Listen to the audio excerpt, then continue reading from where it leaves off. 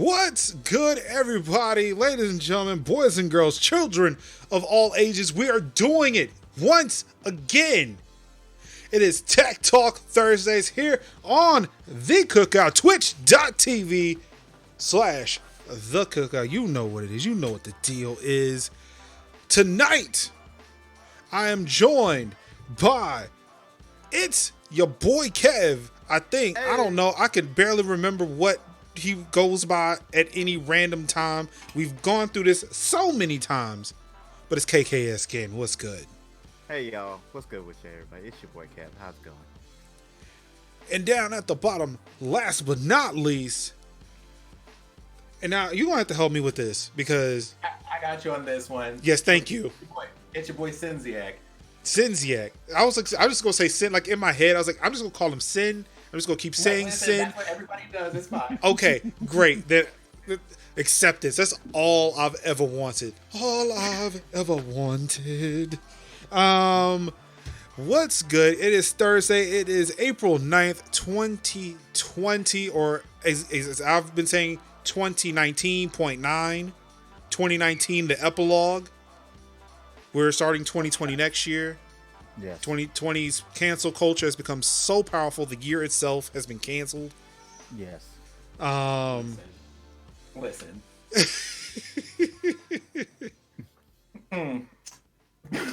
But in these interesting times, it is become more apparent, more now than ever, that we need more content. I've been sitting on top of a lot of tech news, and it's like, you know what? I need to get this out here, but I need a crew. I can't do this on my own. I need a strength of brothers and sisters out here to help me out in bringing this tech news. Anka helped, but poor little Anka she got busy. She out there. She learning things. She's doing big things. So shouts out to her. Definitely shouts out to her. She provided the overlays for the show. So big ups to her. Like pulling like late night because I'm sitting on Discord like, yo, hand clap of praise. Yeah, I need something because I'm terrible at anything art related. So somebody please, can you do this? So I'm gonna slip her some money because you know it's tough out these streets. Let's start off with some introductions, and I because I've been talking so much, I'll go last. I'm gonna start with Kev. Kev, give us a little introduction about yourself here. What's going on with you? Who are you, and how do you figure you are qualified to talk tech on Tech Talk Thursdays? Hey everyone, my name is Kevin. I go by KKS Gaming. I'm a CIS microcomputer specialist. I do IT. I am also system admin for my church, and I am a system admin for a couple of churches around the NE area. And I also do a couple of computers do a couple of computers at home. I'm pretty much my home system admin, and I just basically built every PC that I've ever owned, with the exception of maybe 3. And you know, I just like computers. I like building. I like talking about technology, and you know, that's just the kind of guy I'm is. You know, this kind of guy I am. You know. We got people out here building whole computers. Why y'all have me out here? I'm not even qualified for this. Like you just went. I learned how the copy and paste function works like 2 hours ago, and I thought I was I mean, look, we're here from all walks of life. I mean, Look, you got people who build computers, who run Linux servers. Not pointing any fingers. I'm pretty sure you will enlighten us on what you bring to the table. Who are you, and what are you bringing to the table?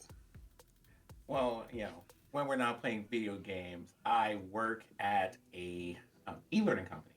So most of the things that I'm into are things like software integrations, how APIs work, website development, and all of that other stuff. This is the stuff that I do when I'm not here. And like Linux is like, excuse you? No, but so I'm saying, like, how are you not qualified to do anything? Like, you got the software. Okay. You got software. We got hardware. You got software. I got obscure operating systems. Like, what else do you need? That's true. What you saying? Don't sell yourself short. And I decided I was gonna learn Affinity this week. So like me and Anka are gonna have some words.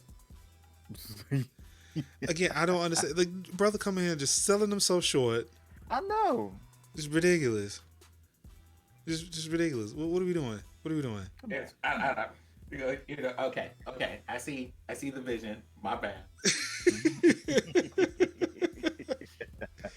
All right. Again, as I said before, Marcus, Major Linux. I'm a Linux system admin by trade and by occupation. Finally, after like 4 years of being in the wilderness, of leaving a job that did that, only to come back. Shout out to these people in tech who were just like, I just want to get a job doing what I went to get qualifications to do. It got to a point where people asked me who I was. I'm a Linux sysadmin. But don't you do this else? No, I'm a Linux sysadmin. I'm nothing else. Just stop it. Yep. It's who I am. I'm no longer Marcus. I'm a Linux sysadmin. Tell him who he is. Are you sure you don't? No, Linux sysadmin. It's it. We're done. That's it. That's all I do. That's it. But not only do I do that, so I'm the tech admin for the Cookout, and I also run I help run some other Discord streaming stuff. Do some extra life stuff, but I also run Major's House, which is a managed IT service for content creators who are trying to get a little piece of that pie. And as I say, they can try to help them stop using Booty Rump Shaker 69 at rocketmail.com when they're trying to get these codes. Like, please be professional, and I'm trying to help them out with that. For those who don't know, the forums, the shop that we're currently building, we are in the process of rebuilding the Cookout's main website. All those are hosted on my platform, so I'm really excited about all of that. Shout out to Denny, shout out to Telia for recognizing the talent and allowing me to come on and be able to do this stuff and allow us to do this show. So yeah, big ups to the community manager, the CEO, Denny's, I think CEO. I'm not sure what Telia is calling herself nowadays. COO, head woman in charge. I don't know. Like I'm actually more afraid of Telia than I am of Denny, to be honest. And he's closer. But yeah, so that's. Also, that being said, because those are the services that you're offering, y'all. I'm just gonna put this out there. If that's the move that you're trying to make, holla at your boy. Repeat, holla at your boy. Like, we're all up and down in the Discord and all this other stuff, and we are at home with time. Oh yeah, nothing but time. My butt getting tired. Getting tired right now. Been sitting all day. Lord have mercy. All right. Yeah, so that's who we are. This is what we're doing, and we've got some topics to cover today. Like, people are burning 5G towers because of the coronavirus. Y'all, I don't have enough tea for this. Twitch teaching us how to dress accordingly when streaming, and many, many more. But first off, we're going to start off with the tech topics this week. Starting with the U.S. carriers are forgiving late payments, bolstering benefits during the coronavirus fallout. This is from Android Police. And essentially, this has been an article they've been updating since about mid-March. With multiple carriers here, as you can see here. Shouts out to Anka again. Yeah, thank you for this overlay. As you see here, all the major carriers are working with their customers, making sure that service isn't being cut off for non-payment because people are losing their jobs due to COVID-19. Because kids and actually just everybody's just working from home.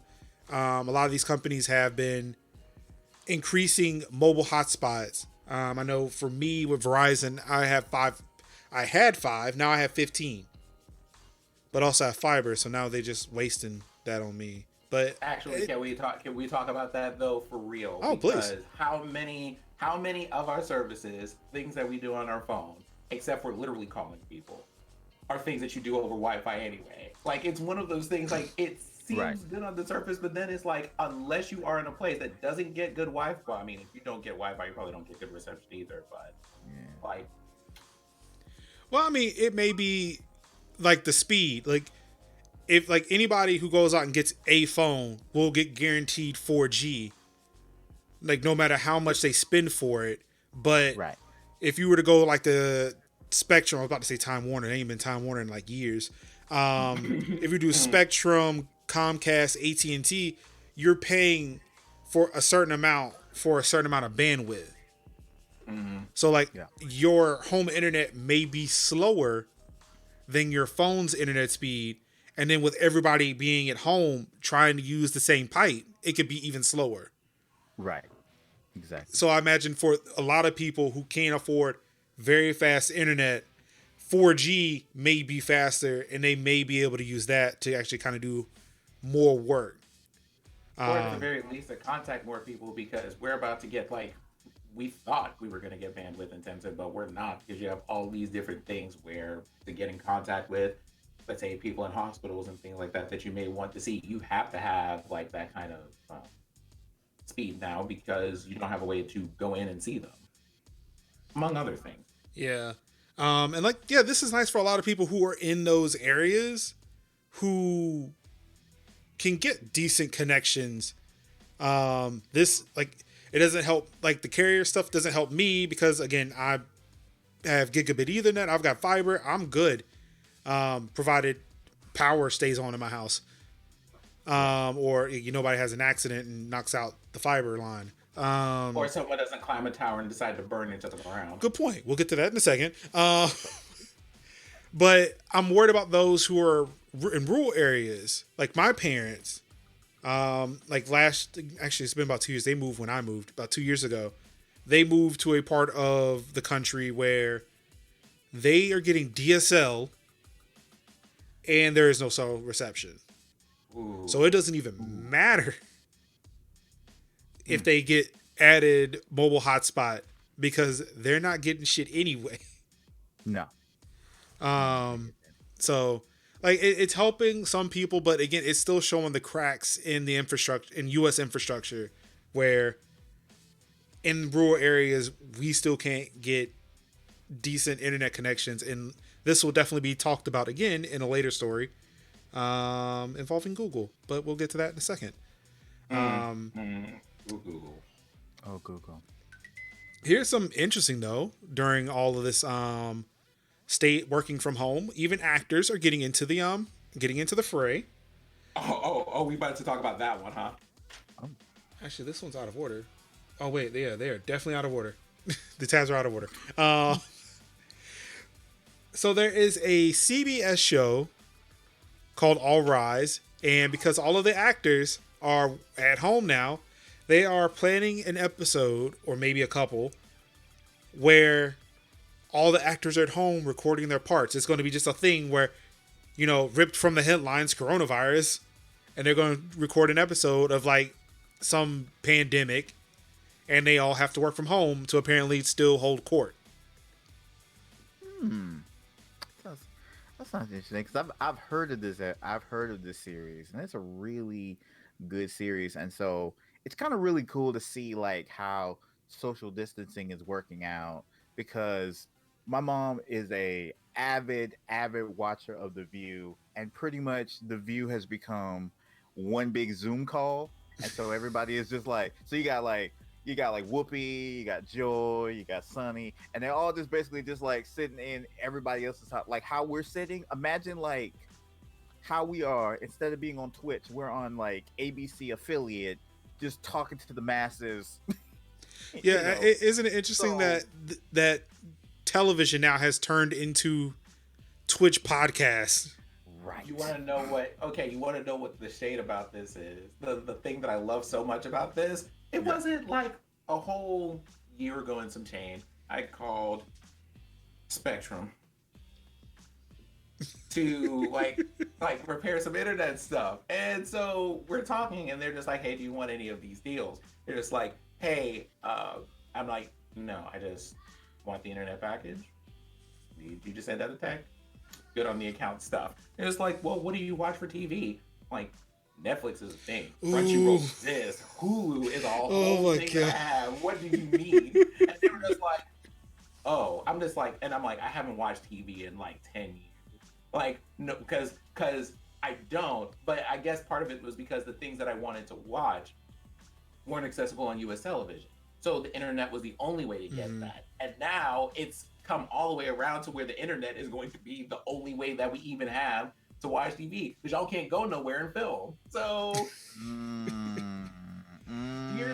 dear support person who was super kind to me that day and everything else, I feel the grind and the hustle, but what are we going to do about this? Because y'all need to do something about this internet package. Now, if I wanted that deal, I can't have it because y'all can't film nothing. Right. So now you just feel like a hipster. See, I was doing this before it was cool. Let me just go ahead and get my bow tie and suspenders right now. I mean, but see, one thing that comes to mind with this though is that there was the show Modern Family. They did this before, to where they did a show that was entirely within like all Apple products, essentially. Like they were doing FaceTime, iMessages, all of that. Like that was their episode. These people saw Beyonce and were just like, this is it. This is the move right here. Yep. But yeah, I mean, granted, like, yeah, it's been done before, and apparently, you know, we've been warning them for so long that, you know, TV is dead.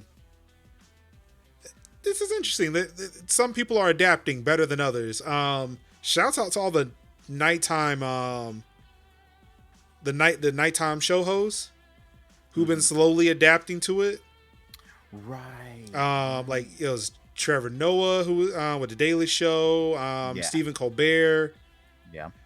This like slowly others started doing it. It took them a while, but yeah, they slowly started being able to do it, and it's been getting better. Like now that you know their production staff has sent them cameras and kind of walked them. All right, look, just hit this button right here, and you'll be fine. But yeah, it's nice seeing more and more people are starting to figure it out. But yeah, it's definitely going to be interesting. Like when the fall TV season shows up and what's actually going to be out there for us to consume, if it isn't all just reruns or YouTube. So because both of you have spent a lot of time as like admins, like system admins and things, I imagine that you probably get into a fair bit of networking too. So I have a question for y'all. A question for y'all about all these different things, because they're like talking about using FaceTime, Zoom, and all this other stuff. Now, Zoom is the thing that I use for the work that I do because I have to, like train people. That's one of the things that I do. There are a lot of things that these programs were built to handle, like, you know, an hour-long webinar, a 45-minute call, or whatever. What do y'all see in terms of how this is going to play out for companies like Zoom, WebEx, and Citrix, and all this other stuff when it comes to having to handle this exceptionally heavy load and all of these different unintended uses of their infrastructure and programs? Because, like, quite honestly speaking, they did not make Zoom for filming TV shows. They didn't. Like, they didn't make Zoom for a lot of things. They didn't make Zoom for like, hey, let's just hang out and talk about like coffee and life and other stuff because we're stuck in the house and can't go anywhere. But like with everything else software, if you build it, someone will find a way to use it that you did not plan for. And you kind of you can't be ready for everything, but you can be prepared for some things. So like, where do y'all see this going? I mean, is they're just going to spin up the infrastructure? I know there was probably going to be some growing pains with it. Some people have been handling it better than others. Not to get too far ahead in our list of topics, but some well, I mean, we can go there. Let's see. We can just go ahead and slide. Like governments are banning Zoom because so many people have started to use it, and it's like the whole thing of why there were no viruses for Mac OS and there were a ton for Windows. Yeah, once a huge amount of people start using it, and that becomes the focal point, people are going to start finding exploits. It's like nobody was looking at normal for IT stuff. Yeah, nobody was looking at Zoom like this until COVID-19 showed up. I was like, yo, Zoom is just like the Wild West of video. Nobody should be using this until they lock it. Right. And yeah, it's constant conversations like I see within the university where We're like, we address one article or a couple articles that come out, and then once Zoom updates, then there's another one, and it's like clockwork. And it's not necessarily nefarious actors who are figuring it out. For the most part, a lot of them are security researchers who are now investigating it because it is something we have to use now. Right. Granted, so I'm gonna let you finish that, but I have a question. I need to start yelling at people. I have a question. Yeah, granted, there have been people who figured out how to Zoom bomb, which is essentially like somehow people get access to that Zoom link and then start hammering the chat with terrible things. Probably like their people are also turning on webcams, probably saying terrible things. I think it even happened to I think it was NC State. So I work for NC State. They had a staff senate, and like 5 minutes into their call, they had to shut down the call and redo everything because they got Zoom bombed. Like, I'm trying to figure out what I need to do about parking, and you got people just shouting expletives in the chat. Like, yeah, that's not the move. So, a couple of points here. Y'all know that thing that people keep telling you about, where it's kind of like, hey, you should have moderation tools in place to do stuff like, hey, people can't speak in your Discord unless they have a specific role. This is the kind of stuff that's happening in Zoom now. Oh yeah, like people are figuring it out really quickly. Right. So that's one thing, but the other thing is, my mind is blown about this stuff. So, right, I don't work in like the depths of like InfoSec or anything like that, but that being said, people are mad at Zoom for for not informing people or disclosing that they didn't have end-to-end encryption. Okay, understandable, right? However, there were government entities using this program to do their daily stuff. Yes. Your IT department did not do their due diligence. Y'all just went and like with Zoom, they the reason why this is an issue is not because they didn't have it, it's because they told everybody they did. Right. And there's really no way for us to verify unless unless you really say, all right, I'm gonna do Zoom here and you're gonna do Zoom over there and we're gonna figure this out. It was being encrypted from your computer to their server and then from the server to the other computer. Right. When it's supposed to be encrypted from my computer to the other computer. Yeah, the issue isn't so much that it didn't have it. It was the fact that Zoom said they did. So I guess the question here is, and this is me being in the process of having to deal with RFPs and people in the middle of sales processes and things like this. Like, who didn't ask this question? Hey, you said you have end-to-end encryption, right? This is a government entity, which means it has to be like secure as hell. Like, we can't even use like anything other than AICC for content because it has to be like secure, and we have to be able to have all these network policies and stuff in place to keep things safe. Who didn't ask this question of? So I think on a government level anyway. So I think for the U.S. government, I don't think anybody who is communicating sensitive information is using Zoom in the U.S. Right. I think the governments that are being mentioned here are other foreign, Taiwan, Germany. Those are the only two countries I see in this article that mentioned like they're not going to use it. Like the U.S. as broken as it is. Yeah, they're not. They were probably using something more secure anyway. Right. This is just Germany and South Korea saying we're not using it because blank. And probably for less secure stuff. Like for Germany and Taiwan, more secure things, they probably weren't using it at all. Now it's like just the whole of the government. If you talking about where you're going to plant flowers during COVID-19, do not use Zoom. Right. Mainly not for the security aspect, but because you may get Zoom bombed. Right. Let's just avoid this altogether. If you need to call somebody, use FaceTime. And Google Duo. I don't know.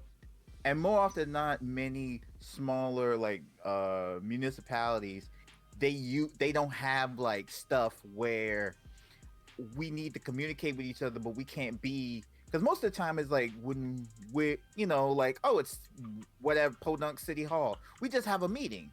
Now it's like we can't be around each other because there's we might be infected. So now we have to use something that we used to use something teleconference.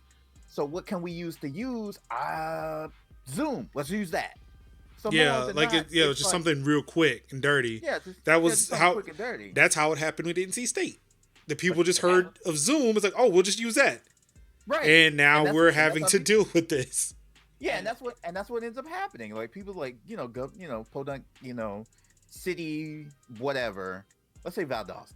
To throw Valdostas out there. Valdosta may not have the thing to be able to use it for teleconferencing. So they just use whatever they need in order to, have, city meetings or whatever. But that's what is but that's exactly Zoom is what free. makes it.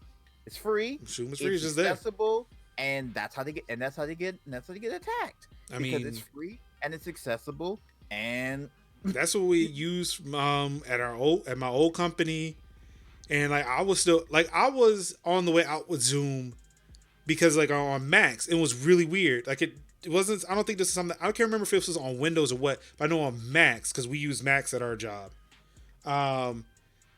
When you installed Zoom, it installed a web server, and you didn't know that. Nobody knew that was there.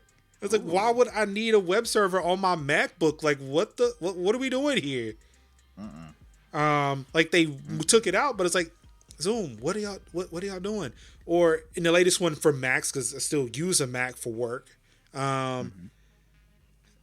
The way they installed Zoom on Mac, and granted, like it was super specific. You probably would have to have physical, or if you bundled the Zoom installer with some malicious code, the way Zoom installs is that it gives the app, the installer, root access to the laptop. Doesn't need it. They did it so that way when you click install, you can just keep clicking next without having to put in a password, which is something you should not be doing at all. That's like right up there with like, hey, this program needs sudo. No, it does not. Exactly. What are we doing here? No, stop that. So like when somebody found that out, like the next day they changed the installer to where I actually had to use my fingerprint or had to sign in to install it. Man, we about to be all the way out here, like dragging people for ethics on this note. I'm about to drag Anka for talking all this Microsoft technologies. I'm talking about some Microsoft Teams. Get out of here. No, we're about to people are about to be dragged for blood, bones, and marrow when it comes to these ethics, because these are like, it goes from being like a tech thing to being like a straight up ethical issue. Why are you installing like things like this that you're describing, or why on like a good chunk of the programs that I have, I just push the custom installation just to see how many boxes they check for things that I don't want. Oh yeah. I mean, it's why for the most part I use a Mac. Except for Zoom. Zoom kind of had me fucked up for a second. Because I'm like, oh, y'all gonna ask me. Y'all don't get to do nothing. Nah. So let's see here. Well, we've got some good news on Zoom. We're gonna work our way back. In Japan, of course, they are always resourceful. For graduation, they are using robots connected through Zoom to still have graduations. Now, of course, like in the States, at least here in North Carolina, all college graduations are canceled. There are no commencements, nothing. They're in the process of finishing their schooling, but those seniors are getting nothing. Like, there are no ceremonies. There may be, I would say, a giant Zoom call, but who knows now? But at least in Japan, there's one university that are using robots connected to Zoom. And I'm sorry, guys, for the scrolling, because I'm using a portrait monitor, and I don't know where exactly it is compared to where it is on Twitch. I have two things that I need from graduations here. I need either people to do their graduation ceremonies and or weddings in either Minecraft or Animal Crossing. Need that to happen. That's it. That's Japan. So I'm glad you mentioned that. Japan also is doing something similar. I think that was the first news that came out during all this, is that some students actually set up a graduation in Minecraft in Japan. I would not be well. Animal Crossing would be difficult because you can only have 8 people on the island at a time. Right. So it'll be a very, very small, intimate graduation. Y'all being like hit up by Tom Nook for every time you have to fly over there to get the graduation. Well, you better give me like 150 bells. You don't get your graduation papers. Does he sing your fees? Yeah, that. Oof. We're changing Tom Nook's name to Sally Mae. Mm-hmm. Oh my Tommy, goodness. Hold on, I'm Tommy trying to Nook. catch up on chat here.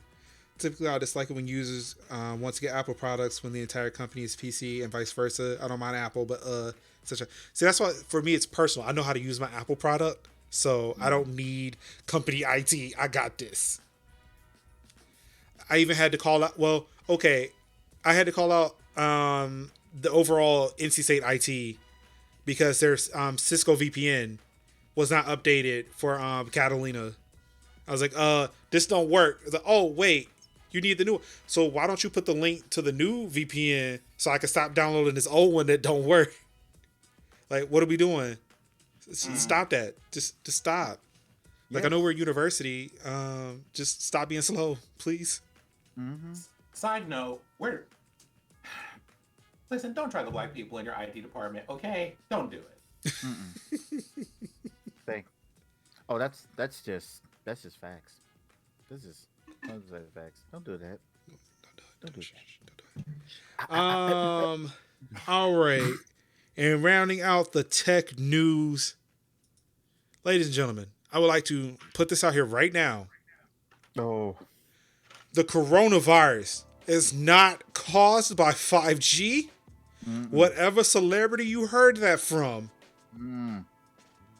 just unfollow them. Speak it. Just don't do it.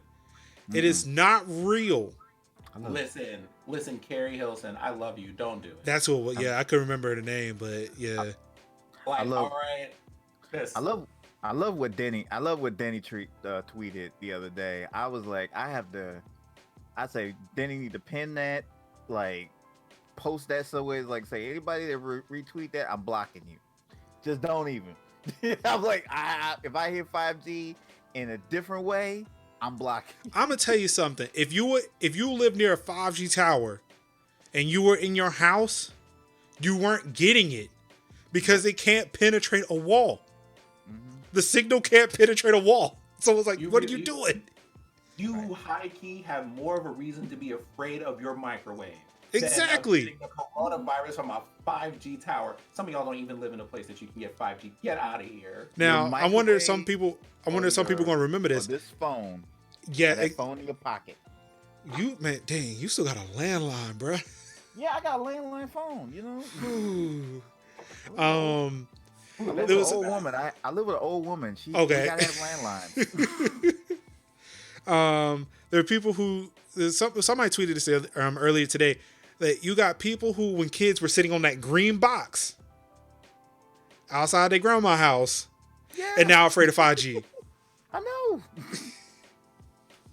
We have pictures from some of y'all about doing all of that stuff. Stop. Kill this nonsense. Y'all, I get that Anka, please stop. Just like, I know that you don't understand technology. It's fine. It's not giving you germs, y'all. That's not how science works. Live near power stations and then be like, but 5G though, I'm scared. The green box was based. Leave it alone, right? I love it though. Man. Like, I'd have superpowers by now oh my God. All right, so Static shock. Facebook finally is doing something right for a change. Are they? No. But they are removing posts about 5G conspiracies. And since I've shared this one, since I put this one in our notes, YouTube is also removing videos that are contributing to that as well. So yeah, this is actually, an added point to that fact. Did you know that YouTube has apparently decided to demonetize any video posted that talks about COVID at all? Yeah, I mean, they put the CDC thing on the bottom of those videos. I mean, like, it makes sense because, like, look, if you're gonna say something about COVID, you're not gonna benefit from it. Which, I mean, that's fair. It's a public service. You should be making money off of that, whether you're spreading disinformation or not. But yeah, so Facebook, YouTube are removing 5G conspiracy videos. But Facebook apparently is pushing out a survey. Oh. So we know that you're misinformed about the coronavirus, but we need to know how misinformed you are. Can you please pick a different colored square from each of these 10 questions? Pick a pattern. Could you please tell us what your favorite painting is in the Louvre and your favorite Italian statue to figure out how misinformed you are about the coronavirus? Yeah, can you prove that you're not a robot by picking up all the different pieces of the sidewalk? And don't forget about the other corner piece that you can't really, did you don't know if that's part of the sidewalk or not? Yeah, You know go what? ahead, Nah, I'm mad about those captures though, because I swear I've been trying to choose all of them, and they say I'm wrong. I said no, that was a part of that stoplight, damn it. It was like a pixel of orange. I saw it. Real talk. What got me about that Facebook article? People are climbing towers. Like your name is Bree Newsom, trying to set these things on fire because you are afraid the virus is coming out of the tower. Y'all were not this athletic like 3 weeks ago. Why are we? Well, I mean, they're in because these 5G tower burners were happening in the UK. I don't think there were any reported in the US. No, yeah, these were in the UK. Yeah, so the tower burns were in the UK. So I don't know, maybe they weren't on lockdown yet. The text on the first paragraph of the article. We are not joking. Go ahead and give me the scroll receipt, please. Bless you. Bless you. Thank you. Oh.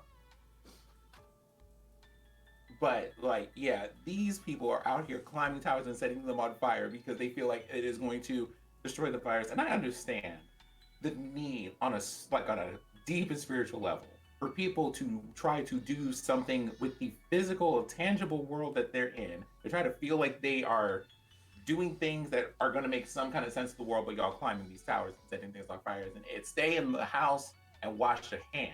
Mm-hmm. Again, the UK wasn't on lockdown then. Boris Johnson did not have coronavirus. Well, he did at the time. You know something? To be fair, Mr. Lennox, much like the governor in my state, maybe they didn't know until like 2 days ago that it was contagious. You just saying you in Georgia? Too? You in Georgia? I sure am. Lord bless you. Lord bless you. Man, when they say I did not know, I said, bruh, the CDC is in Atlanta. Bruh.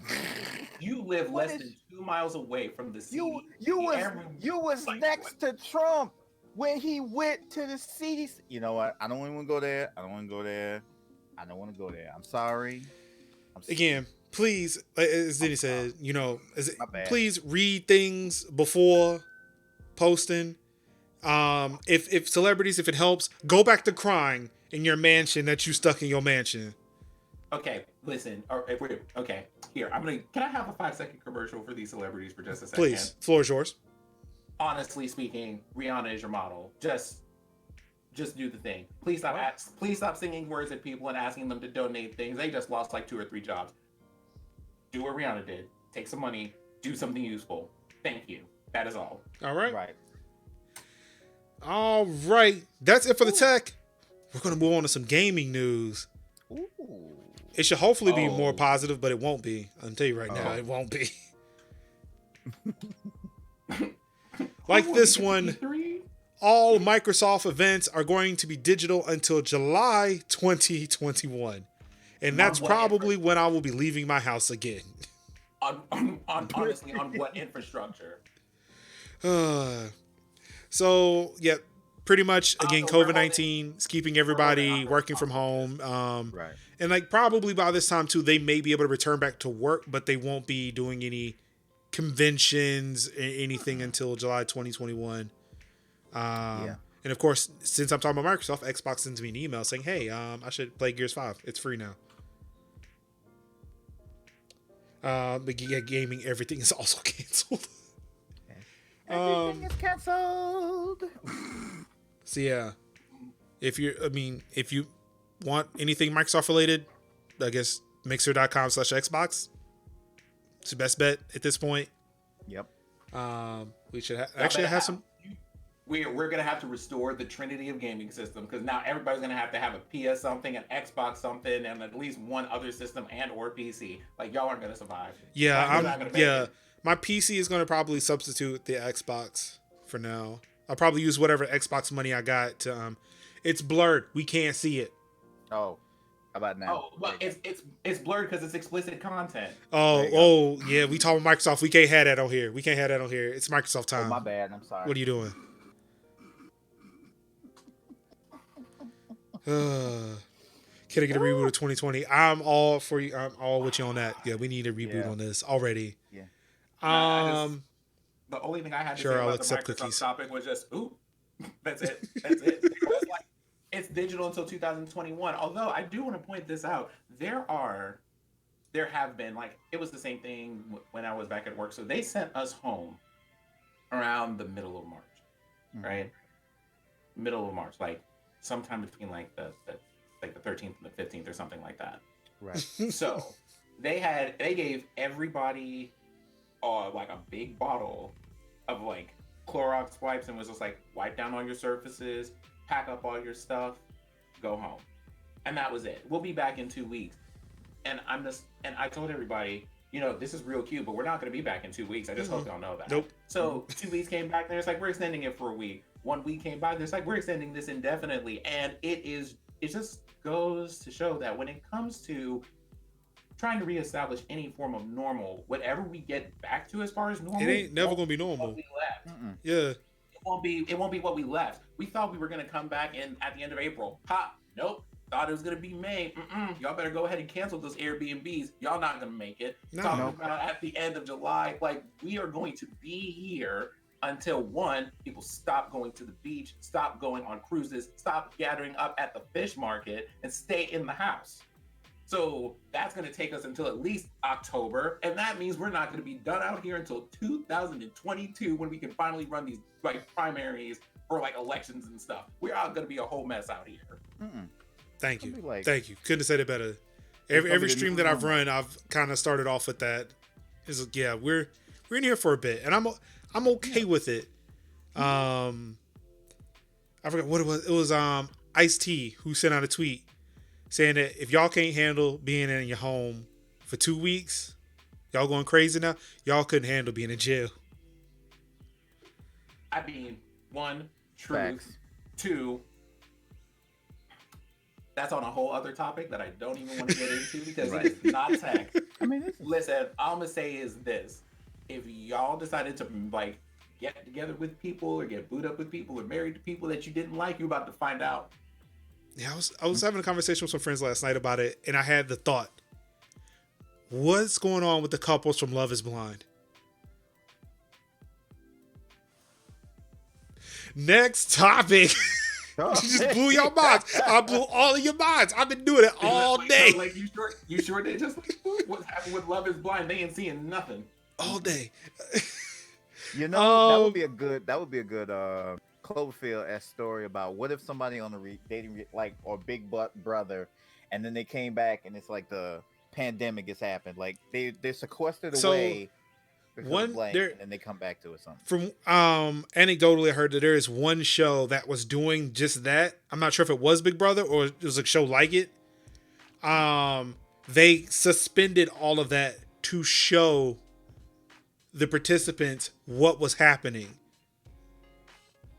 And yeah, I imagine that did not go over very well with those people.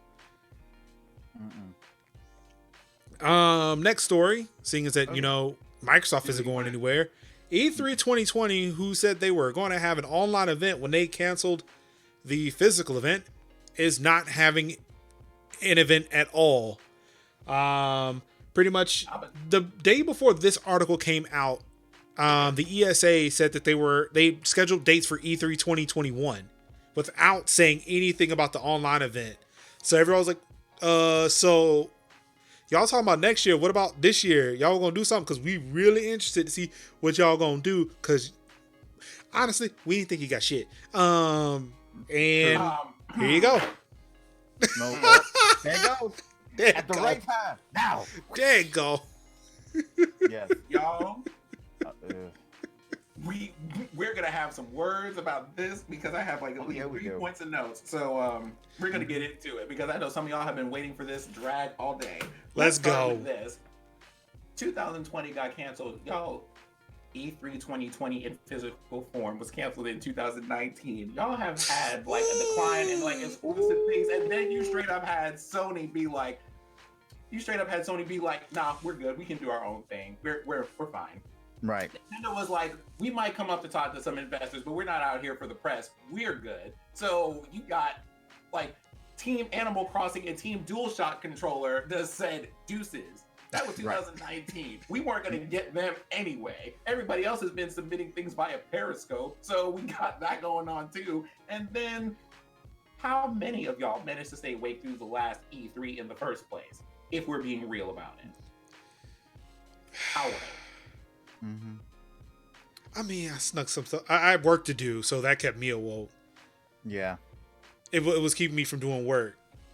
We had to cook. We had the cookout coverage, so most of that was like dragging, True. And yeah, I'll admit Twitter was open. It's like, yeah, what are we doing? What are we doing? Yeah, it was and like, so, really? Okay.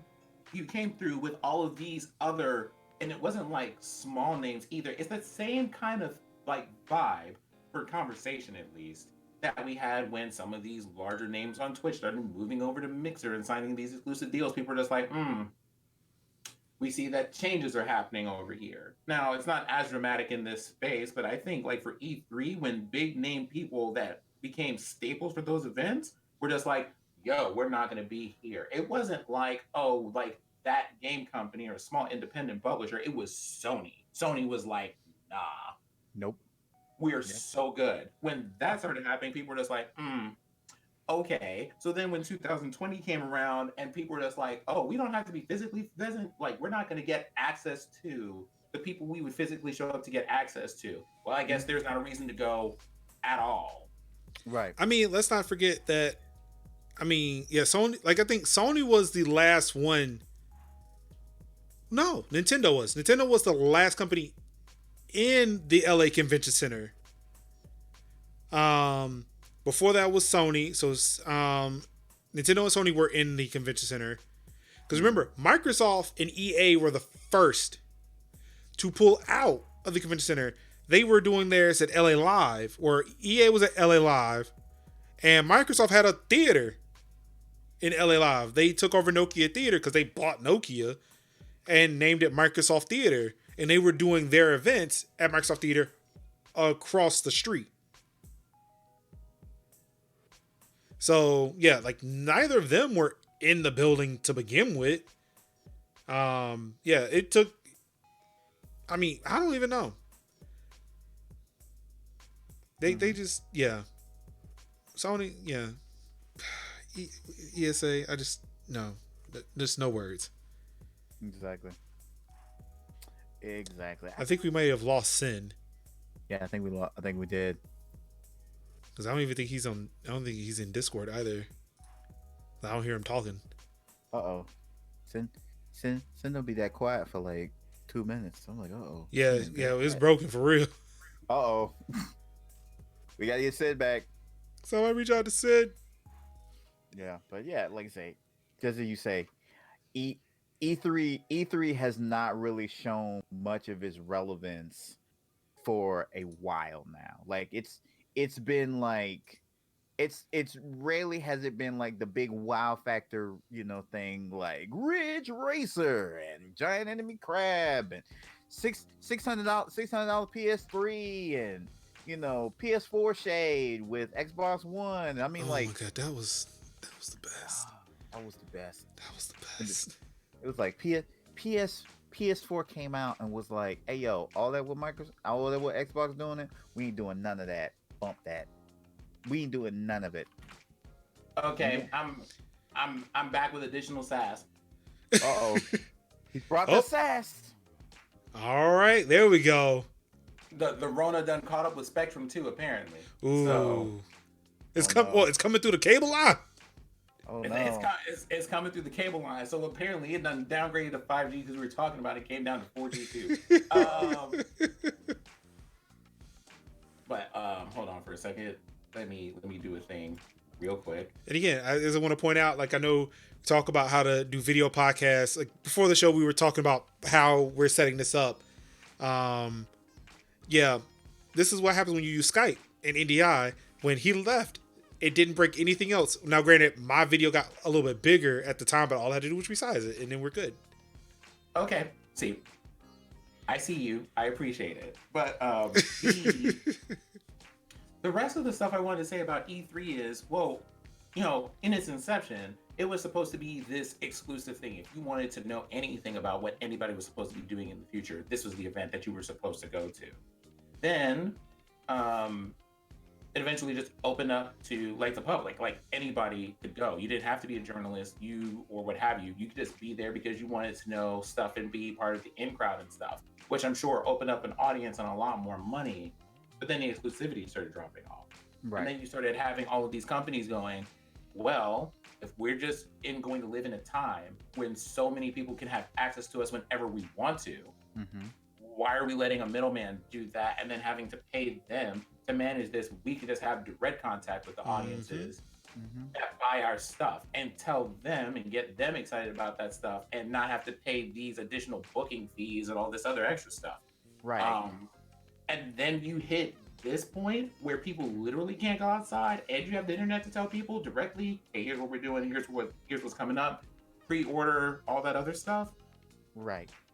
And the awesome thing that I thought when I started realizing that like E3 was like starting to like shift away like from relevance, like remember when like they announced what the Switch was, what was its capabilities and all that kind of stuff. They dropped that bad boy like in what was it, January? It was some March. They dropped the information in January, but the console came out in March. So basically they dropped a whole like trailer of what the thing did in January. They dropped the console in March. Still some months away from E3.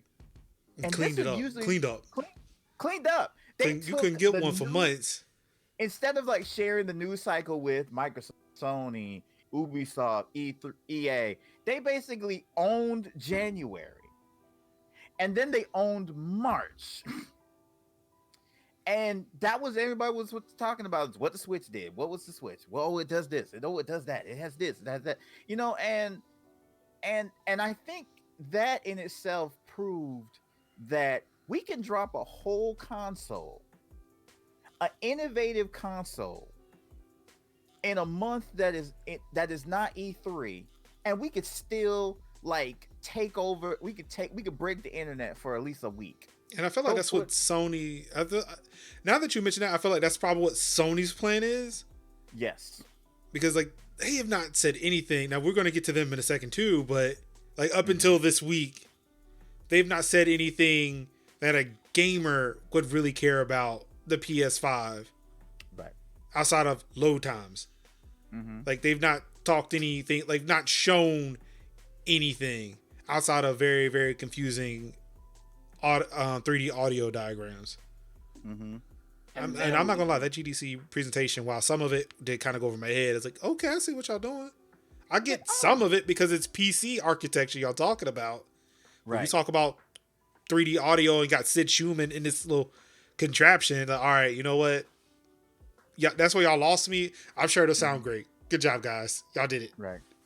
I'm very curious about what's going to happen with that kind of stuff in the future too, because we're starting to see that whole shift of people going, I can just do my own and build my own, since all that has to be online anyway.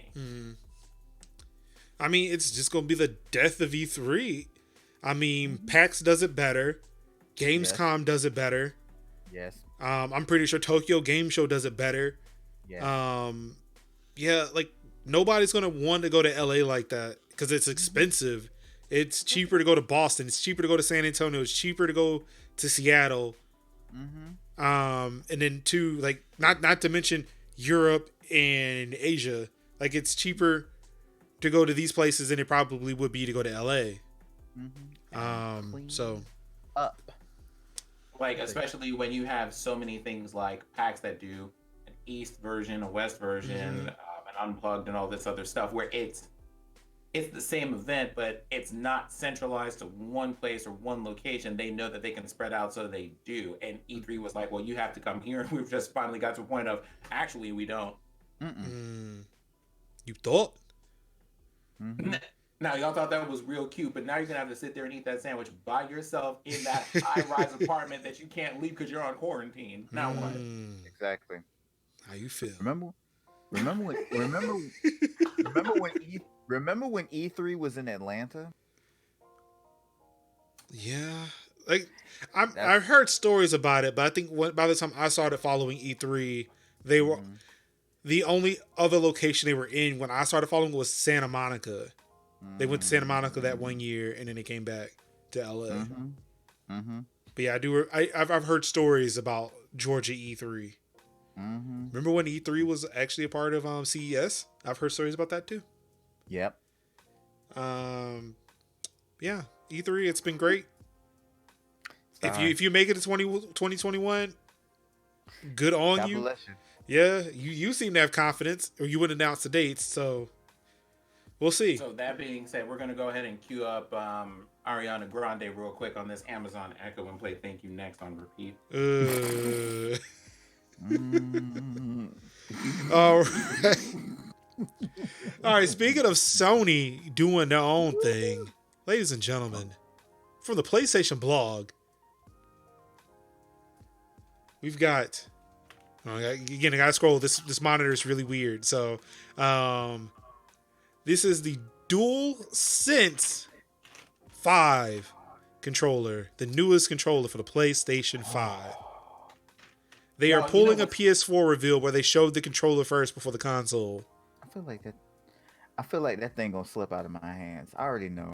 That thing looks slippery as heck. First of all, Can we talk about the color? Can we talk? Hey, first of all, I like the overall look of the controller. Yeah, I do but too.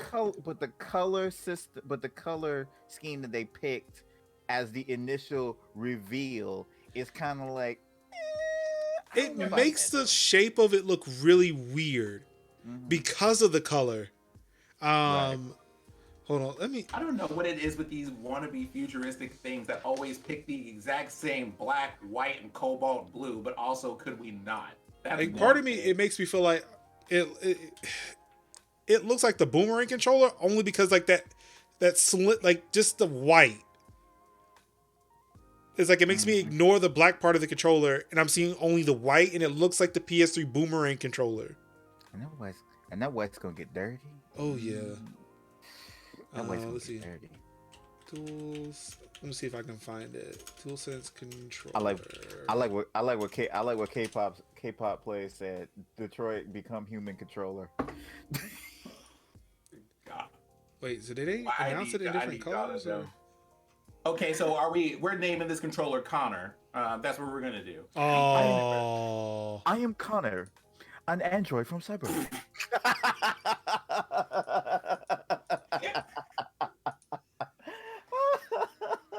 I'm trying to. Oh, I'm mad that Denny said this is Echo as a controller. No. Stop. All right, here we go. I think I found it. Denny. Wow. So yeah. So. This is, now that looks so much better. Right. That is so much better. But of course, so now that you see it like that, what does that controller actually look like? Yeah. Look like the Xbox Series X controller. Yeah, it does. It looks exactly like it. I have an Xbox One controller for. I was like, you thought you did, but it blurred it out because this is a Sony conversation. Okay, my bad. Sorry. Wait, let me bring it close to my chest. There you go. So, yeah. I mean, I'm not gonna lie though.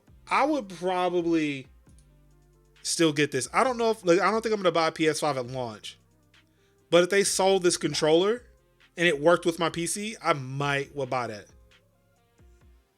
I would still buy this two-tone controller just because it looks different enough. Not that one. Not that color.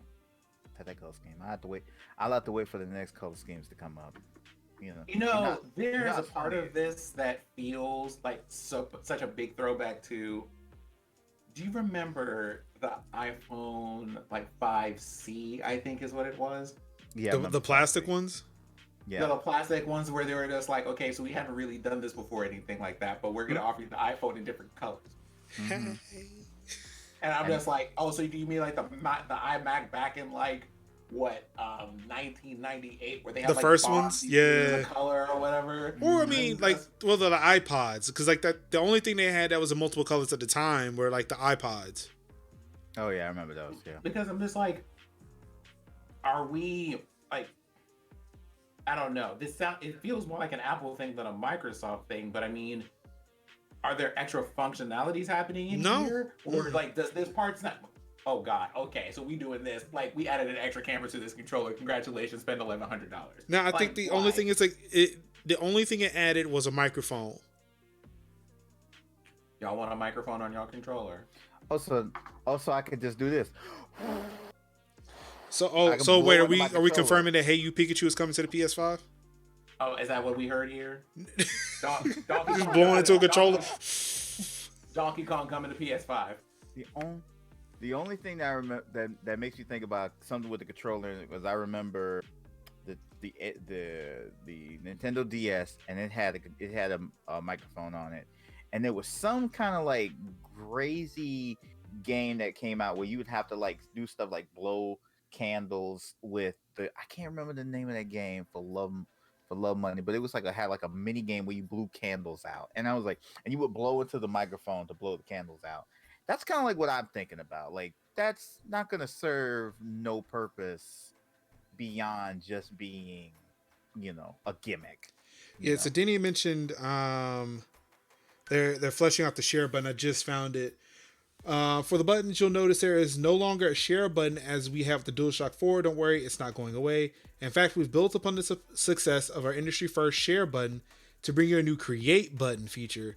With Create, we're once again pioneering new ways for players to create epic gameplay content to share with the world or just to enjoy for themselves. We'll have more details on this feature as we get closer to launch. So basically, how exactly is it that we're doing this in a way that doesn't seem like Animal Crossing New Horizons right now? Well, we'll tell you in a few months. Mm-hmm. Pretty much. Switch is doing it.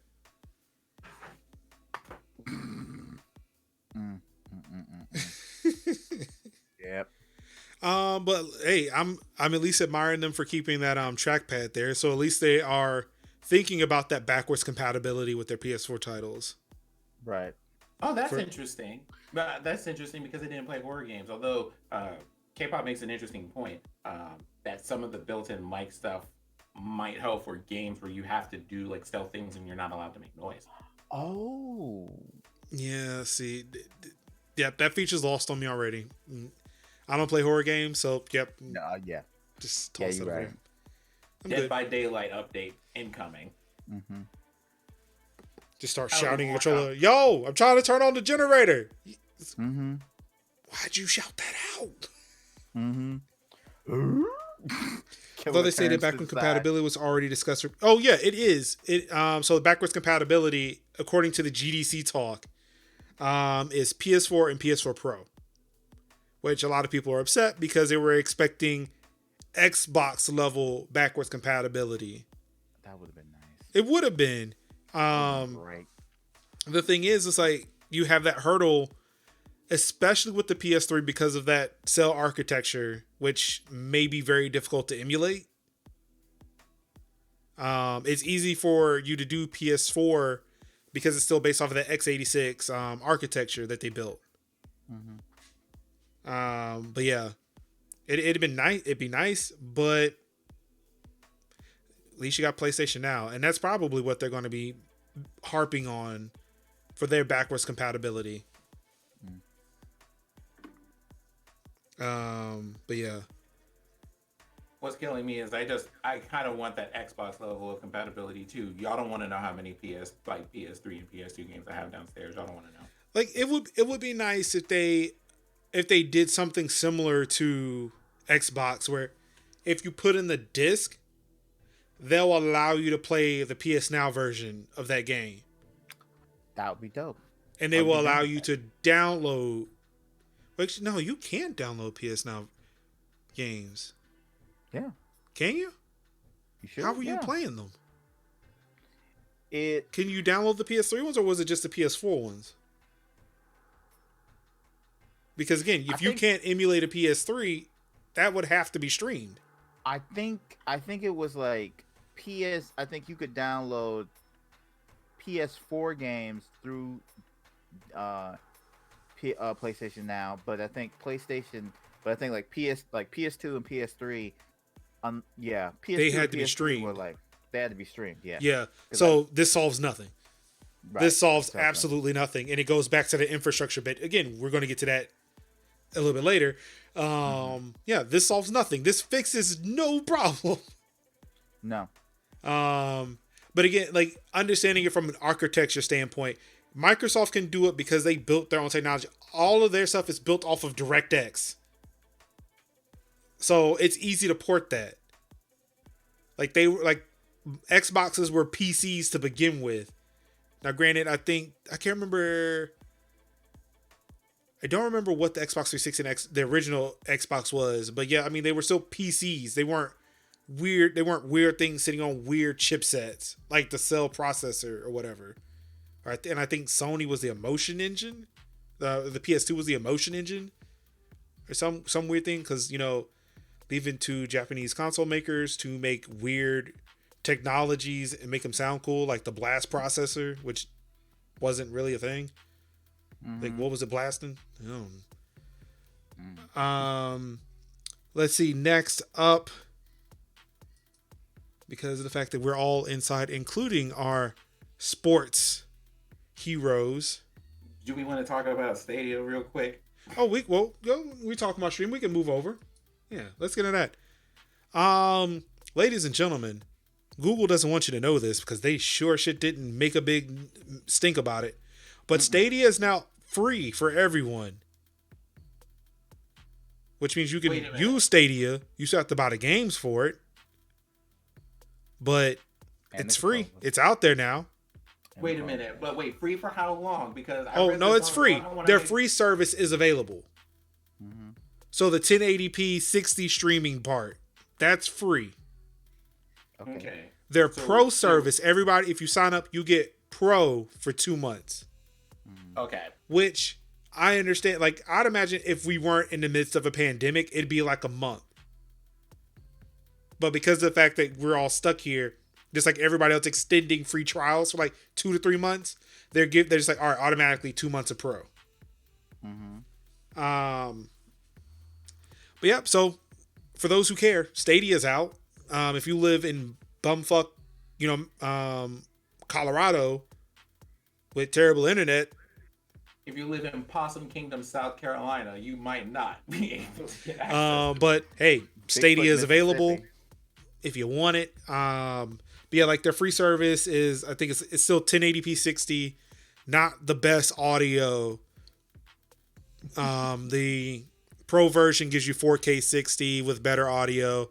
The upside to a lot of this though is the fact, I mean, again, looking at the technology behind it, you launch a game, it loads like that. You don't ever have to wait for updates. So like you want to play Destiny and you're like, oh great, I gotta update Destiny on my system. With Stadia, you launch that thing and you're in the latest version of Destiny without having to worry about it.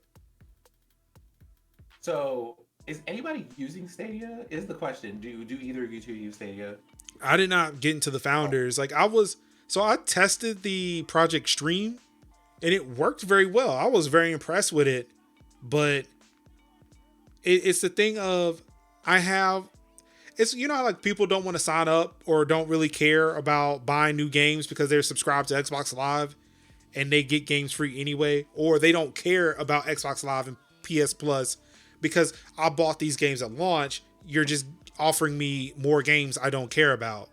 Mm-hmm. Stadia is literally that, except it's the only thing. Right. I own these games everywhere else. I can download them and play them on my local machine. I don't care about this. Right. Where I'm at would be GeForce Now, which pulls in from my Steam library if those publishers didn't pull games out. But yeah, like unless Stadia has something to where it's like, all right, if it recognizes like, or because like they Steam, that may not be a thing, but Uplay, Google has a partnership with Ubisoft. If they incorporated the games that I bought on Uplay to already be available for me on Stadia, then I can see that as a viable option. Because Assassin's Creed is a very powerful game to play, and on my GTX 1080, it could kind of bring it down a little bit. If I want to play that in 4K 60, then yeah, I would try it on Stadia. And then too, that's still up to the developers, because again, as people may know, Destiny 2 was promised at 4K 60, but it's just up-res from 1080p. And Doom Eternal was supposed to be 4K 60 and is now up-res from, I think it's higher than 1080, but it's still not 4K. And the latency is horrible. Oh yeah. You remember that Washington Post? You remember that Washington Post? Was it Washington Post where somebody did like the jump and then waited like 2 seconds and then the jump happened? You know. I was watching Digital Foundry and they did a similar thing. Yeah. It's like, yeah, that's just no. I don't want to play that. I don't want to play Doom, period. But if I did, I don't want to play it there.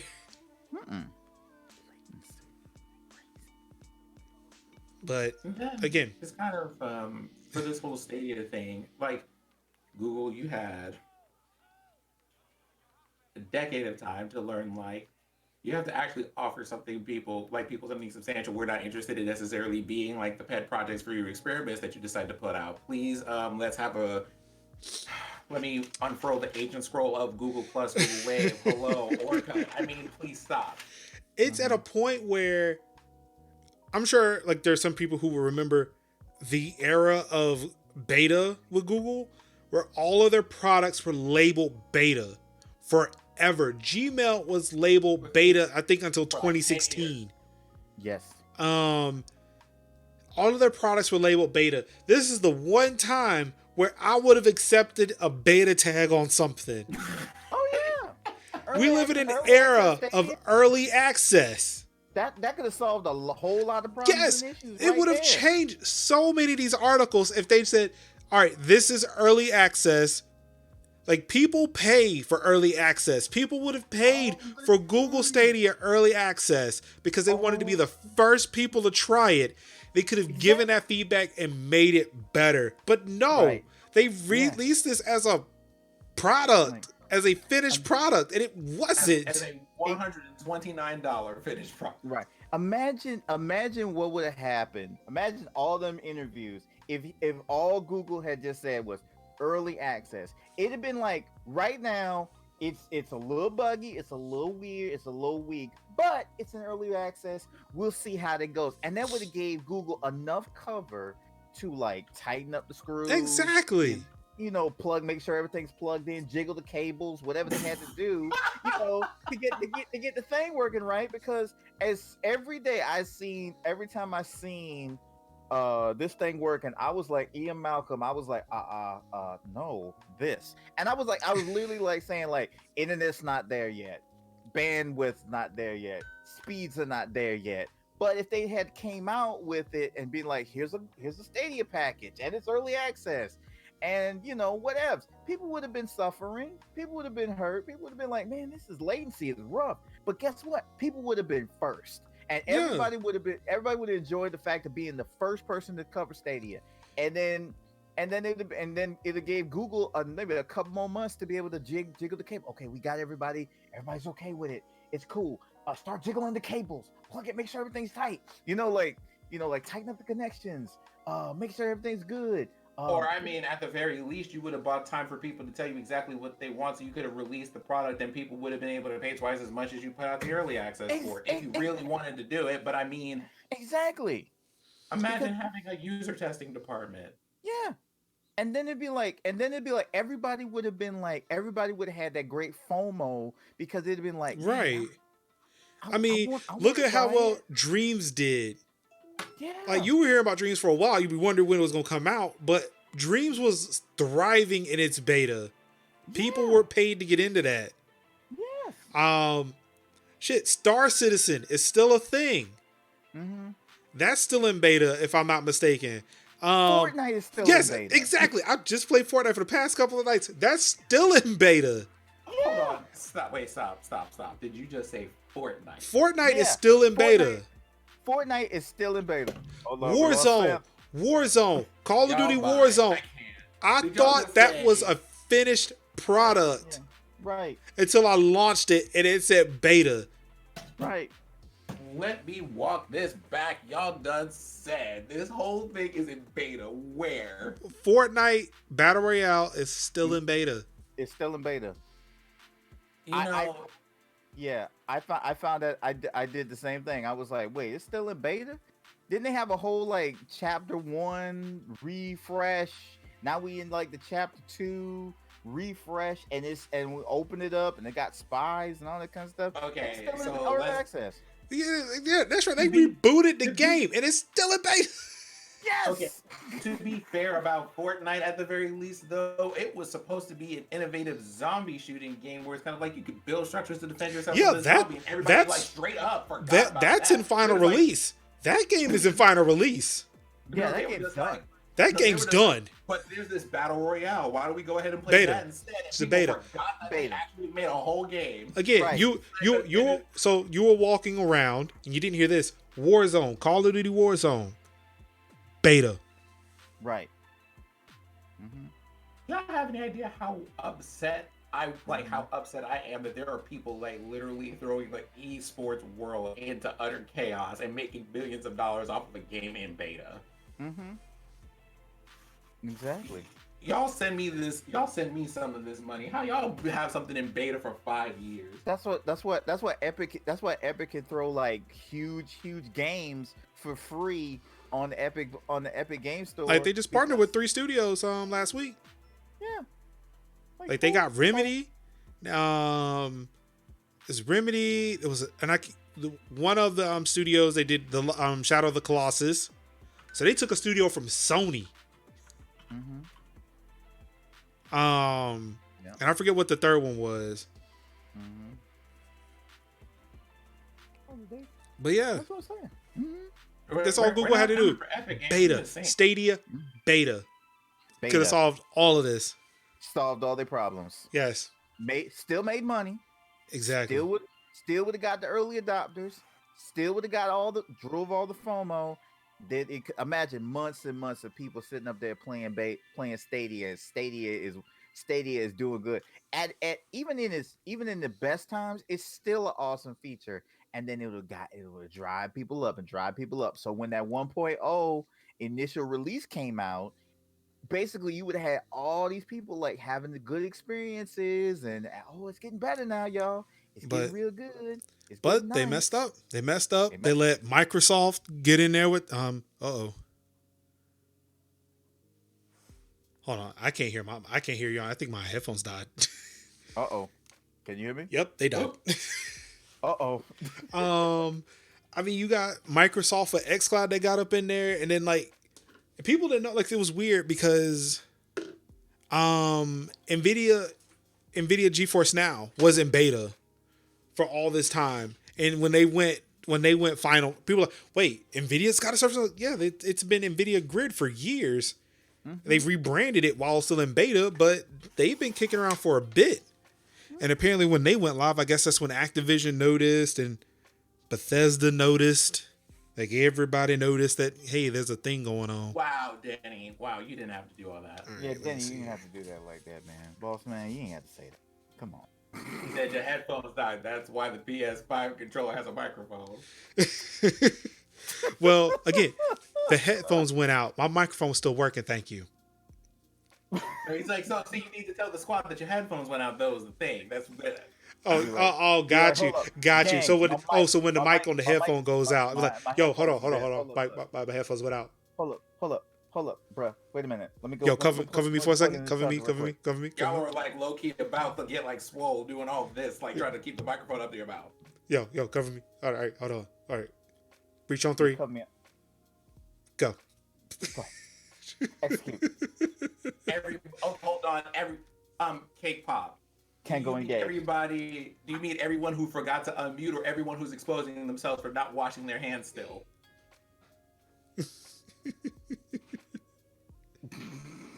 Oh my god. Speaking about texting and game chat, yo, the one thing that Nintendo Online app on your phone is good for is to talk to people in Animal Crossing. Because that keyboard on the Switch is horrible. Let me tell you something. Wait. The whole key. Oh, because you're playing it with the dock though, right? Plug this into your dock. You got it right there. Yeah, I play it mainly handheld. Oh, see? Yes, that's why I gotta use the phone then. Yeah. See, they could have fixed that with a swipe function. They just let you swipe. It's Nintendo we're talking about though. Yeah, Nintendo is always like last to the party when it comes to a lot of things, or they don't feel like they be thinking about the cheering, but really, that's not what cheering would do. Cheering on Xbox Live and PlayStation. All right, the last thing in gaming news: NASCAR driver rage quits after getting wrecked in an online race. Yep. And one of them, Jimmy Johnson, fired an NPC. So it's good to see that, even NASCAR is getting into the virtual sports world. I feel like that would have been the easiest transition for them, though.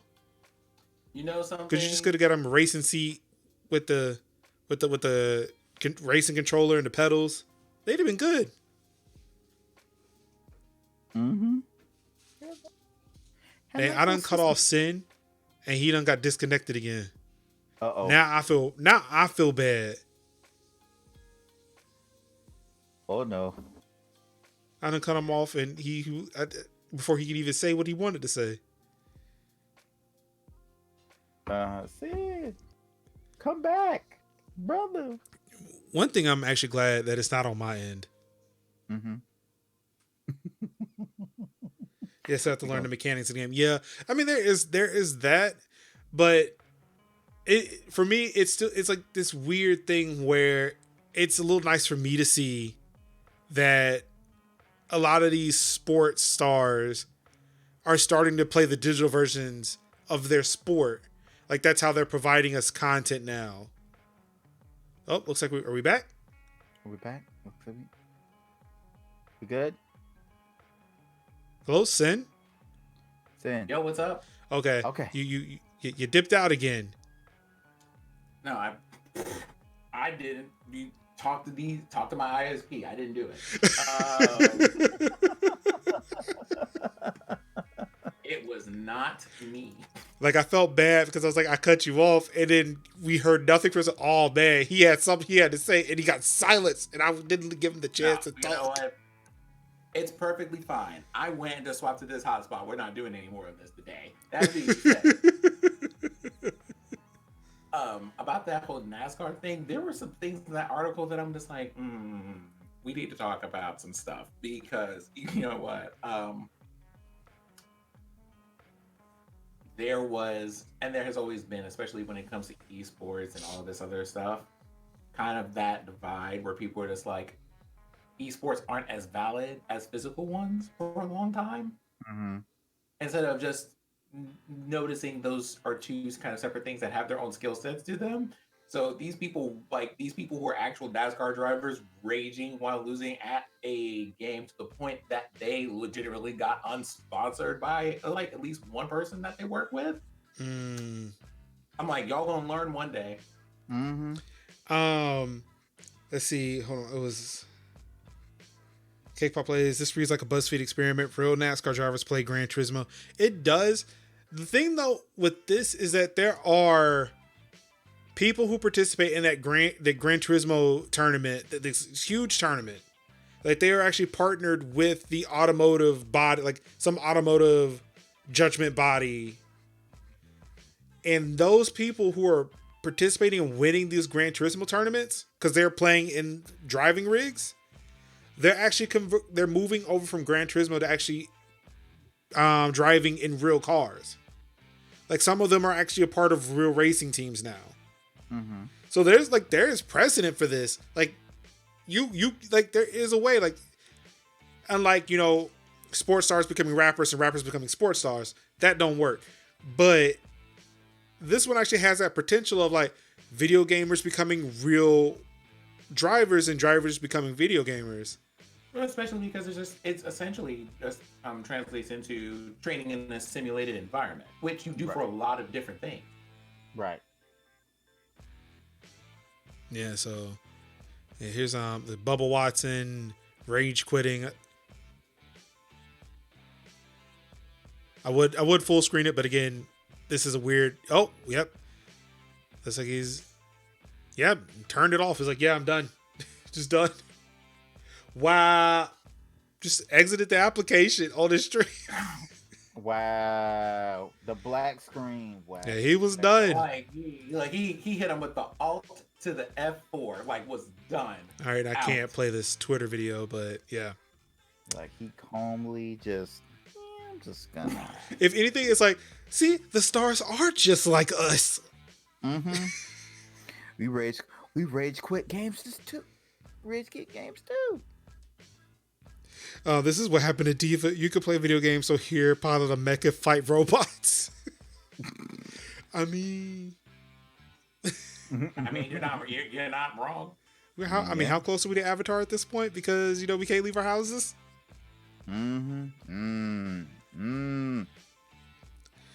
All right, so that's it with gaming. Tom, we've got a couple of streaming stories to here. Sin's ready. Sin's ready. Get the list. Are we going to talk about the... So, are we here? Are we about to talk about the day that Twitch became Tumblr? Yes. Twitch updates its nudity and attire policy with some very specific new guidelines due to the need for more transparency. Sin, you shared with us before the show. You've had some thoughts with that. Y'all don't want me to do this. I'm just going to put the link in here for notes so everybody can follow along if they wish to, because listen, you are a streamer on this here Twitch universe.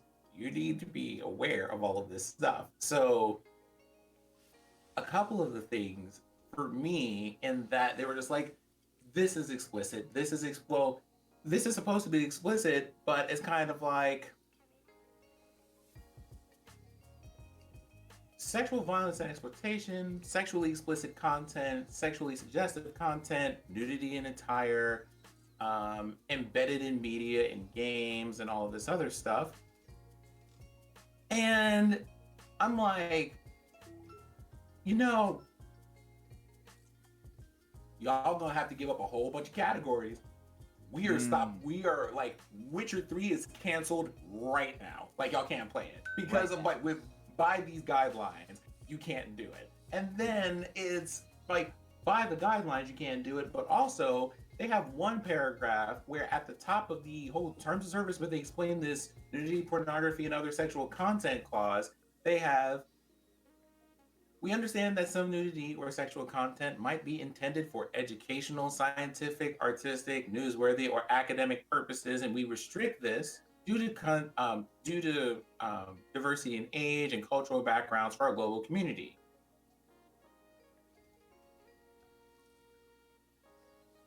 We may make limited, pre-approved exceptions to these policies.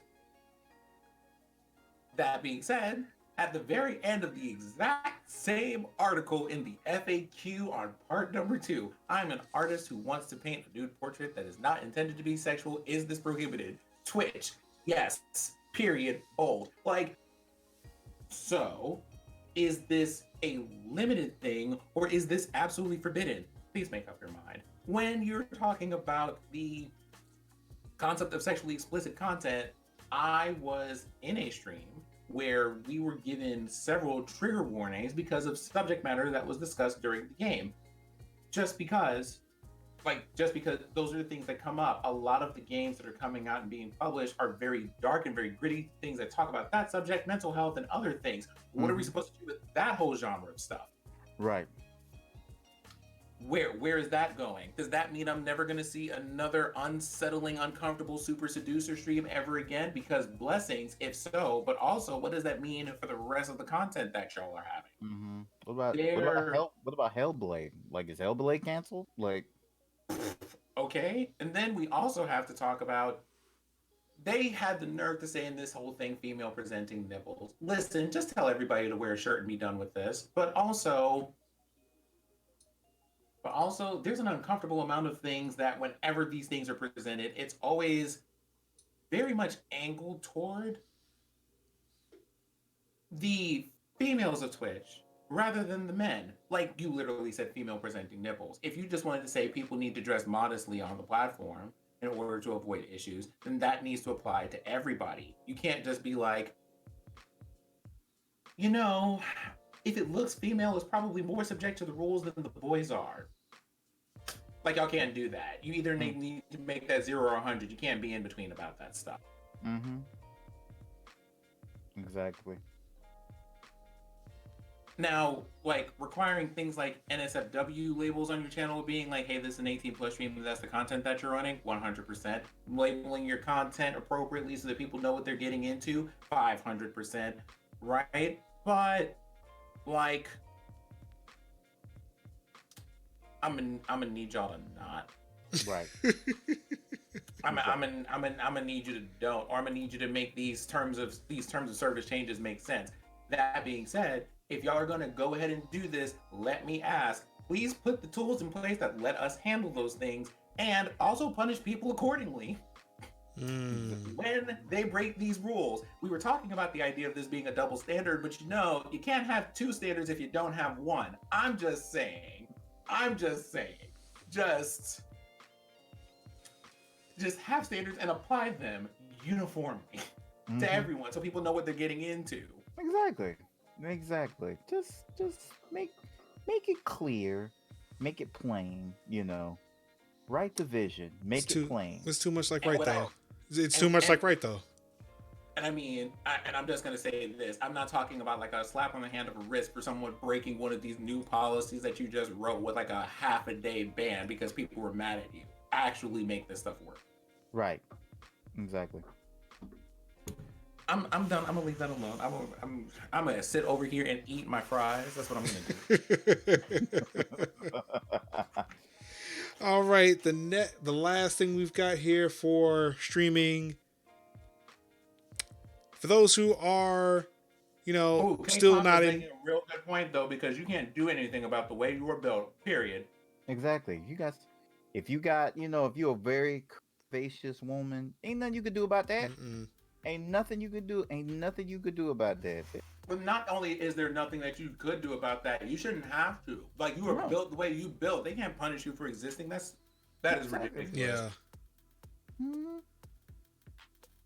What they supposed to wear? Like one of them old Medea muumuus? What they do? Well, I mean, the thing is, it wouldn't even matter at that point because y'all got people obsessing over shoulders, over the fact that people have like on a tank top and have their hair tied up and are just like, I can't believe these people out here streaming wearing a t-shirt that has like an ice cream cone on it. Get out of here. I mean, then you get people like that dude who tried to sue the NFL because the halftime show turned him on. Yeah. Oh, Santa's gone again. I'm done with y'all. So it sounds like the problem here, it just sounds like, I mean, I love y'all. I love me too. But it sounds like the problem here is men. Y'all need to get that under wraps. Like, we can't be out here banning literally everybody from society because y'all don't know how to control yourself. Somebody needs to catch you outside someone needs to catch you outside in the side alley one time. Go ahead and throw these hands. Make sure you learn these life lessons you should have learned at the age of 5. And let's continue moving on. Preach! Speak the words. Speak those words. Woo! Again, I'm just gonna go back to the fellowship hall and have my fries. All right, but and hopefully what can't be construed as controversial news. Um, while nothing really interesting was being discussed in the Inside Xbox from Tuesday, there was a bit of news that came out in regards to the Windows Game Bar stuff on Windows 10.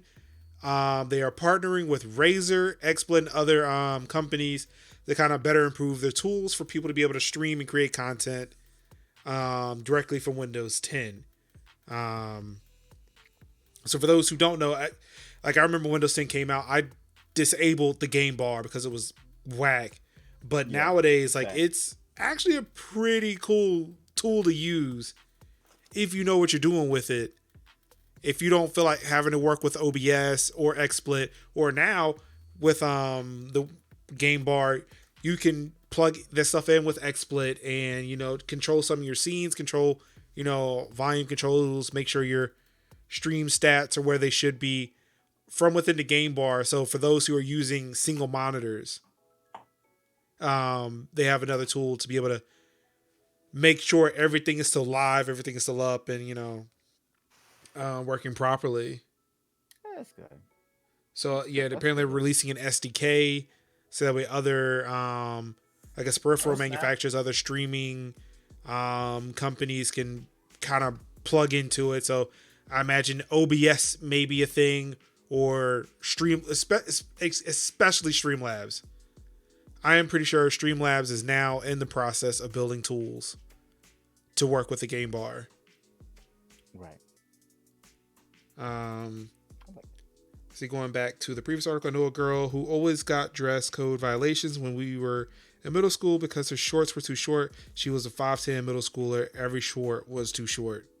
Mm-hmm. So yeah, that's it for Twitch streaming, just streaming in general. Last but not least, because again, I would like to make sure that everybody is updated on the latest things, because it is real in these streets. Mm-hmm. People are trying to hack your shit, so make sure you got the latest updates. For those who are rocking the Pixels or any Android device, the April updates are now available. Again, like for the Pixel, you'll probably get them. If you don't have them already, you should probably press update, see if you got them. They will slowly be trickling out to other Android devices in the coming months and years, because that's Android. For Apple, they released iOS 13.4.1 and iPadOS 13.4.1. This is fixing a FaceTime bug, which is something that's desperately needed, especially if you're trying to communicate with people with older iOS devices during this time. There was a FaceTime bug where you try to... let's see, did they have the version in here? It was a version of iOS that you couldn't FaceTime with. iOS 9.3.6. So people running that OS, it's old, but you may have elderly people who just don't update their phones enough to where they're still running that older OS. You got so many of these things where I'm seeing tech companies and stuff have to actually kind of gather themselves together and fix things. And it's kind of like, it took a pandemic. Well, see, I think with this one was inadvertent. I want to say this was an issue that was discovered prior to the pandemic. Because I think 13.4 was released before this went down. Okay. So yeah, I think like it's just like now more than ever they should fix it, but I think they were in the process of fixing it beforehand. Okay, if they were in the process of fixing that beforehand, then I'm fine with it. Yeah, this was something that was discovered probably not too long after that. Like, I'm pretty sure like somebody who downloaded the latest one tried to FaceTime their child using a dummy iPhone that's no longer in use, and they noticed it. Yeah, so some other stuff here. Looks like some Bluetooth bug stuff, but yeah, nothing too important. I really included this because of the FaceTime stuff. Right. Let's see. The macOS update also fixes that too. There's a FaceTime bug in there as well, and apparently some USB-C fixes. Oh wow, I did not know that USB-C port may become unresponsive in a MacBook. Okay, glad they fixed that because I'd be really upset because I can't go to an Apple store and say, "Yo, fix my shit," and they will look at me because I don't have Apple Care. So it's like, no. Oh, I love that. I love that. Do you have Apple Care? Do you have Apple Care? Would you have Apple Care if you didn't work here? Because I'm pretty sure you can't afford it. I'm just saying. To be fair, I have Apple Care on everything except for my MacBook because with literally any other device, you can pay it month to month. The MacBook is the only one you can't, or like their laptops and their computers are the only ones where you have to pay it outright. When I bought my MacBook, I did not have $250 at the time because I just bought a MacBook. Hey, I know that you just spent like $600 on this MacBook, but do you have an additional $250? Exactly. It's like, no. Nah, that's no. I know. Can you fix the computer anyway? Like, are you willing to help me out in my time with great distress? Like I'm gonna tell you something. That Apple Care it saves lives. I dropped some water on my iPad Pro. Like I had a thing for a month, and I spilled water off my desk. The water landed on the bag that it was in, but enough of it dripped through that it got into my iPad. Whew, I swear that Apple Care saved my life, man. Because the cost of replacing a screen on an iPad, it's too much. Like I paid $50 and they just replaced the whole iPad. Right. Like I got so I bought my iPad from Verizon. The iPad I have now is the one from the Apple store. The Verizon iPad is gone. I don't know where it is. That is so stressful. I'm just trying to imagine you like dropping something that you have to use like that and going, do I try to get them to replace the part that broke, or do I just buy a new one? Mm-hmm. I mean, this MacBook it's like, well, I just will be without a laptop for a few days or months or maybe a year. But yeah, like my phone, my iPad, my watch, all that's on Apple Care. Good deal.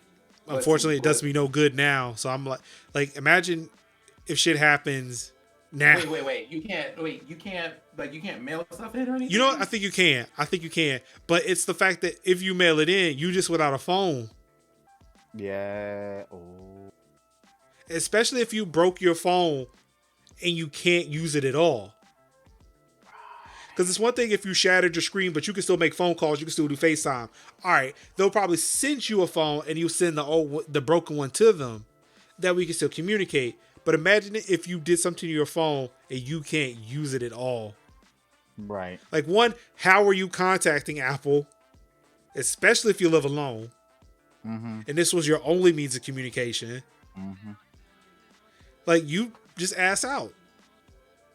Like I feel for people. It's good to have a landline at this point. I mean, you're not wrong. Now a landline don't get idea now. I mean, or you can just go my route and just build in, or you can just go my route and build multiple levels of redundancy. Like to where if one thing goes down, I got 20 other devices that will definitely solve the problem. Right. You got that whole phone from the set of Moesha. Mm-hmm. Yeah, I got the home phone. For real. That is Miss Parker's phone. Mm-hmm. Oh my God. God have mercy. I remember my brother figure. He was balling in the 90s. He had his own like phone line. He had a phone in his room and he had his own phone line. And it was like the regular phone would answer, and then his phone would answer. I was like, "Oh, my man's has his own phone in his room. What? And his own phone line with his own number." I was listening to a story. I was listening to a story the other day where someone was talking about, like my parents got so tired of the kids using the phone, they just bought us our own phone line. And when they wanted us to wake up, they just called the other phone line and tell us to wake up. And then tell us to hang up. So we call again to wake the other person up. Like, privilege. That's all that is. Because they were not us. Definitely not us. No. But ladies and The epitome gentlemen, of balling was like I had a phone line to use for actually calling people, and the other one was for the internet. yeah, that was most of us. Except ours was not for the internet. It was because my dad bought a fax machine. And he wanted a fax line. Yeah. I don't know who the hell he was faxing. I don't know who the hell was faxing us. Like, it was a lot of just ads. Which is weird. For a fax machine, you got spam.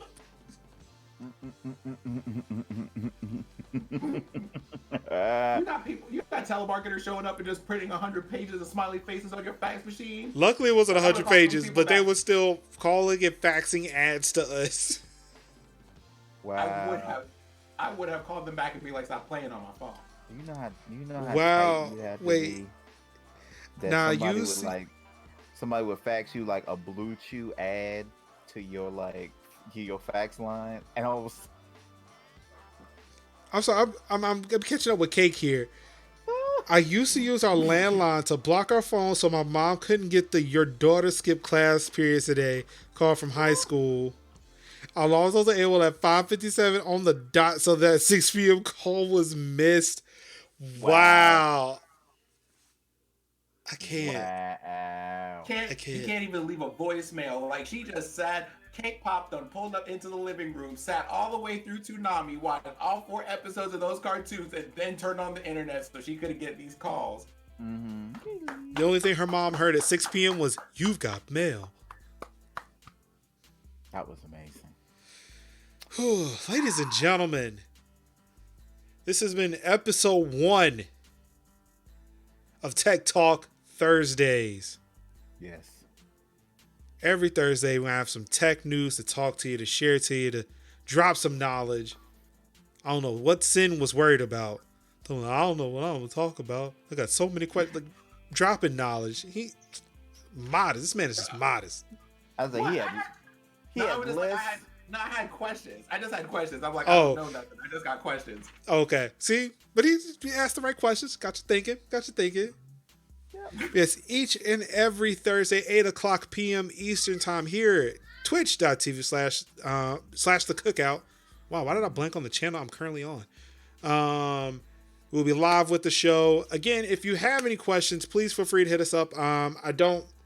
Wait, let me see if I can pull it up because I've got my laptop here. I can just easily find the link I'm looking for. Yep, there it is. Put it in the chat. Oh. There we go. Yeah, so if you have any questions you would like us to answer, definitely check out the link in the chat to the cookout forums. Answer some questions. We got some knowledge. I mean, probably got like 3,000 years worth of knowledge sitting on this panel each and every week. Try to answer some questions for you. Again, with all of us working from home, definitely dealing with some new technology challenges. And look, I've been sitting at home just waiting for somebody to send me a tweet like, "Marcus, I need help. Somebody, please save me." Somebody's hacking my Zoom. So, well, I'll just stop using Zoom. I'm going to tell you that right now. Yes. Just don't use Zoom. But yeah, so definitely if you have any questions, please hit us up. I'll be checking it every Thursday. See what's in there. Actually, because I lied, because I didn't check it today. Oh, yep, nothing's in there. All right, I'm good. Nothing's in there today. And this will be available in an audio format. I will probably try to get this ready, set us up on Anchor, and I will furnish the link to the show in the Discord. Make sure it's tweeted out so that way you can subscribe on your favorite podcatcher of choice, so you can listen to our beautiful, beautiful voices tell you about all the tech stuff. Our dulcet tones. Yeah, that. See, that sounds a lot smarter than what I used. Yeah. This is basic. Just listen to our sexy voices. So I bought this mic for. Well, I mean, at least these two. I mean, you know what I'm saying? I gotta put that sweet stuff in there, you know what I'm saying? Make them come back for more. Yeah. Soft and warm as the quiet storm. Oh, baby. Okay, see, now we transition from tech talk to grown folks radio. Y'all ain't ready for that. Well, You like to know where we got our microphones from? To Yeah. subscribers only. Hey. Yeah.